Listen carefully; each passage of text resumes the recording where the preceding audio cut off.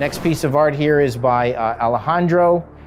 This is cool. This is something you haven't seen yet in the game, but this is one of our higher tier enemies for the Atlan to fight.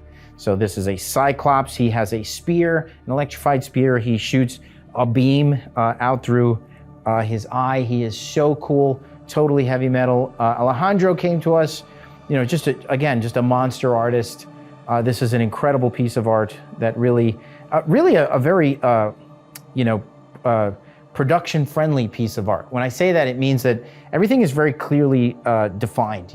Alejandro came to us from comics, and he is just an incredible draftsman, as are all the concept artists on our team. One of the requirements to work at id Software and the concept team is you've got to be able to draw like a monster. And because if you could draw really well, then you could thumbnail and iterate, and the path to good design is through iteration. So he can iterate like no one else. And I just love how most of the heavy lifting here is done with his line and line weights. And then the rest is just kind of washes of color underneath that.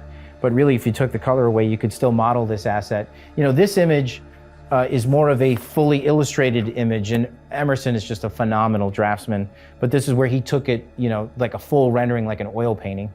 Heavily inspired by Frank Frazetta's work. And then in this, it's more like it's a piece of production art. This is a good piece of production art, gorgeous, but like a very usable asset. As is this, but this is more of like used for not just production art, but also for like image boards and marketing and stuff like that.